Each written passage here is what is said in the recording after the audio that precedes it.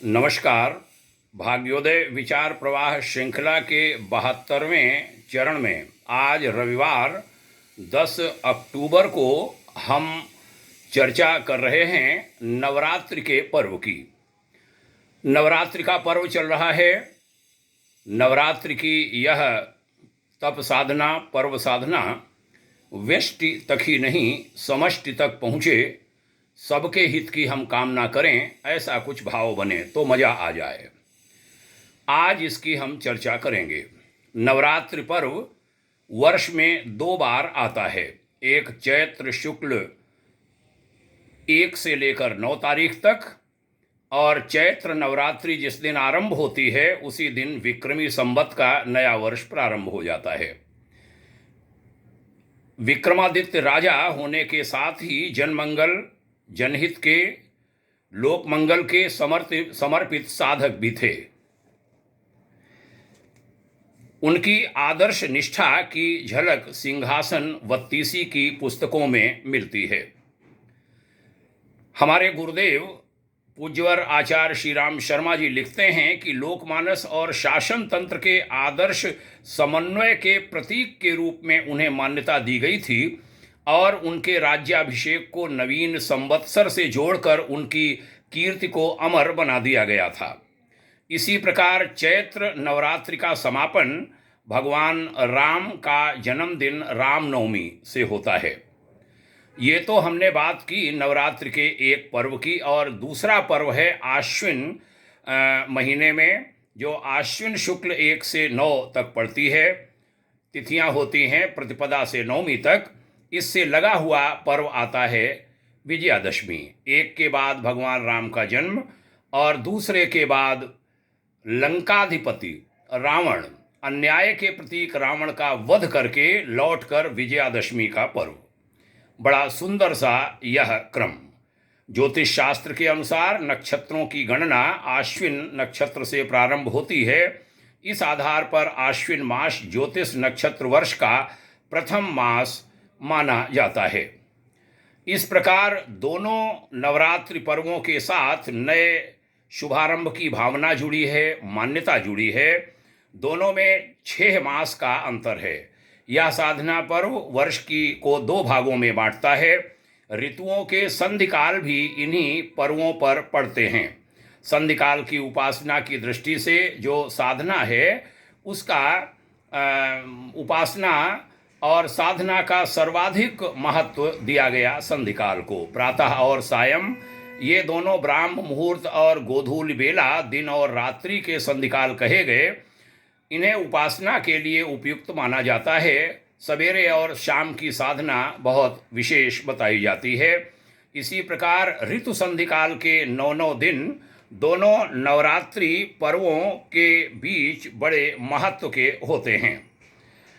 वर्तमान समय ये युग संधिकाल का समय है। इसे तत्वदर्शियों ने स्वीकारा है। युग की भयावह समस्याओं से मुक्ति के लिए युग शक्ति का उद्भव हो, उसकी कामना के सभी मनों में उठती है। ऐसी स्थिति में जैसा हमने अभी कहा कि व्यष्टि साधना से समष्टि साधना की ओर हम लोग बढ़ें, व्यक्तिगत साधना की अपेक्षा सामूहिक साधना अनुष्ठानों का महत्व बढ़ जाता है। पूज्यवर आचार्य श्री ने इस पर बहुत जोर दिया था। व्यवस्थाएं कुछ होती हैं। हर घर में नवरात्रि पर्व मनता है। लोग उपवास रहते हैं। साधना काल में अस्वाद व्रत रहते हैं। एक समय अन्नाहार, शाक, फल आदि ग्रहण करते हैं। उपवास का क्रम अपनाते हैं। ब्रह्मचर्य पालन करते हैं। चमड़े के जूतों का उपयोग नहीं करते। चारपाई पर नहीं सोते। अपने कार्य स्वयं करने जैसे सर्वसुलभ उपाय अपनाए जाते हैं। ऐसी साधना में निर्देश हैं और इनको ध्यान में रखा जाना चाहिए। जिस दिन से नवरात्रि प्रारंभ हो उस दिन प्रातःकाल या उसके एक दिन पहले शाम को सामूहिक संकल्प हो, परिवार का हो या समाज में, इसे अवश्य किया जाना चाहिए। कुछ क्रियाएं होती हैं खटकर्म की, यज्ञोपवीत परिवर्तन की, जो न पहने हों उन्हें कम से कम साधना काल के समय तो अस्थायी यज्ञोपवीत दिया ही जाना चाहिए। तिलक, कलावा, कलश स्थापन, दीप प्रज्वलन, सर्वदेव आवाहन पूजन नमस्कार, यदि समय की सुविधा हो तो षोडशोपचार पूजन आदि भी, स्वस्ति वाचन, अनुष्ठान, संकल्प, सिंचन, अभिषेक, पुष्पांजलि, यह सब क्रम करना चाहिए। उससे एक वातावरण बनता है। जप के समय दीपक और अगरबत्ती जलाए रखें, यह भी मान्यता है कहा गया।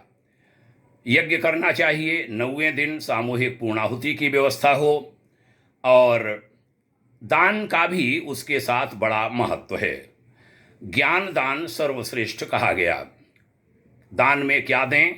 यदि पुस्तकें, ज्ञान वाली पुस्तकें, स्वाध्याय आध्यात्मिक पुस्तकें दी जा सकें कुछ लोगों को, वह यथाशक्ति वितरण करना चाहिए। अनुष्ठान के बाद इस प्रक्रिया को श्रेष्ठ दान कहा गया, ब्रह्मदान कहा गया। इसको अवश्य करना चाहिए। कन्या भोजन की प्रक्रिया उसके बाद जुड़ी हुई है। ये सुंदर सा क्रम हमारा रहता है नवरात्रि के पर्व पर। यह बहुत अच्छी बात। यहाँ पर एक बात अंत में और कहूँगा कि नवरात्रि में माता दुर्गा की उपासना, उनकी साधना हम करते हैं। माता दुर्गा शक्ति की अधिष्ठात्री देवी हैं। इसका इतिहास भी बड़ा महत्वपूर्ण है। कथा है कि भगवान ब्रह्मा जी ने असुरों का सामना करने के लिए सभी देवताओं की थोड़ी थोड़ी शक्ति को इकट्ठा कर, संग्रहित करके दुर्गा अर्थात संघ शक्ति का निर्माण किया था, और उसके बल पर शुंभ, निशुंभ, मधुकैटभ, महिषासुर आदि राक्षसों का अंत हुआ था। दुर्गा की जो 8 भुजाएं हैं माता दुर्गा की, उनका संबंध वास्तव में 8 शक्तियों से है। पहला शरीर बल, दूसरा विद्या बल, तीसरा चातुर्य बल, 5वां धन बल, 6वां शस्त्र बल, 7वां शौर्य बल, 8वां मनोबल और धर्म बल। ये 8 प्रकार की शक्तियां कही गईं। वास्तव में इन 8 प्रकार की शक्तियों का नाम ही दुर्गा है। दुर्गा ने इन्हीं के सहारे बलवान राक्षसों पर विजय पाई थी। समापन करते हुए कहूँगा कि समाज को हानि पहुँचाने वाली आसुरी शक्तियों का सामूहिक और दुष्ट व्यक्तियों का प्रतिरोध करने के लिए हमें संगठन शक्ति के साथ साथ इन सभी 8 शक्तियों का अर्जन भी करना चाहिए। इन 8 शक्तियों से संपन्न समाज ही वास्तव में दुष्टताओं का अंत कर सकता है, समाज द्रोहियों का नाश विनाश कर सकता है, दुराचारी षड्यंत्रकारियों का मुकाबला कर सकता है। यह प्रेरणाएं हैं माता दुर्गा की साधना आराधना की।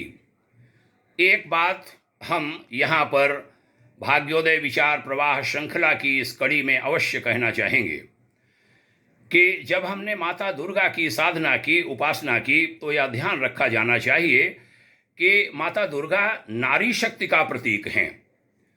और नारी शक्ति, मातृशक्ति, महिलाएं हमारे घर में दुर्गा माँ, पत्नी के रूप में, माँ के रूप में, बहन के रूप में, बुआ के रूप में, बेटी के रूप में, विभिन्न रूपों में दुर्गा हमारे यहाँ जीवित दुर्गा उपलब्ध है। और जीवित दुर्गा का जब हम असम्मान करते हैं, उनका सम्मान नहीं करते, और हम चाहते हैं नवरात्रि में वह माता दुर्गा हमारी कोई सहायता कर जाए, हो नहीं पाता, शक्य भी नहीं है, संभव भी नहीं है। ऐसी कोई दुर्गा इस ब्रह्मांड में नहीं बनी जो जीवित दुर्गाओं का असम्मान, अपमान, उनका तिरस्कार, उनको परेशान करने वालों पर कृपा कर सके। ऐसी कोई दुर्गा इस ब्रह्मांड में नहीं है। यह ध्यान अवश्य रखा जाना चाहिए नवरात्रि के इस पावन पर्व पर। एक गीत है, हमारी गुरु माँ वंदनीय माता जी गाती थीं, बड़ा भाव विभोर होकर गाती थीं, उनके आंसू हमने देखे हैं। यह गीत गाते हुए कि देवी की पूजा करते हैं, देवी की पूजा करते हैं, 2-2 नवरात्रि मनाते हैं, देवी की पूजा करते हैं, 2-2 नवरात्रि मनाते हैं, फिर भी सम्मान न नारी का करते हैं, उसे सताते हैं। बड़ा महत्वपूर्ण गीत है, बड़ी महत्वपूर्ण पंक्तियां हैं यह। हाथ जोड़कर निवेदन करूंगा भारतवासियों से, विशेष रूप से सनातन धर्मियों से, कि नवरात्रि का पर्व आप मनाते हैं तो नारी शक्ति का सम्मान करना सीखें।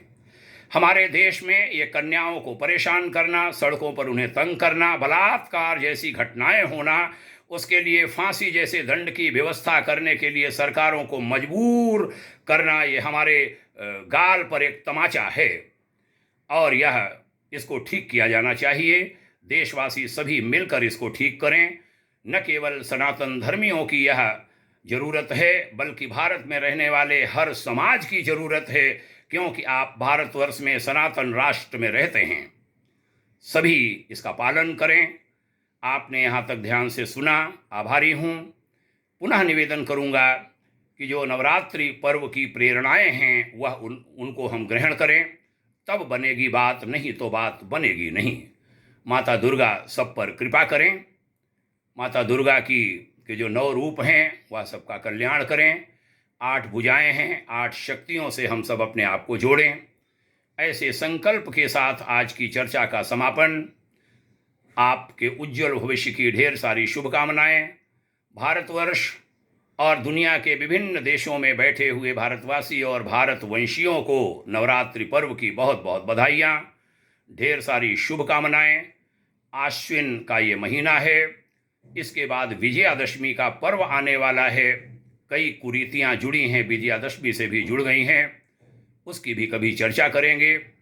आइए कुरीति मुक्त करें हम अपने समाज को, अपने पर्वों को, अपने त्योहारों को। आपको बहुत बहुत शुभकामनाएं, बहुत प्रणाम।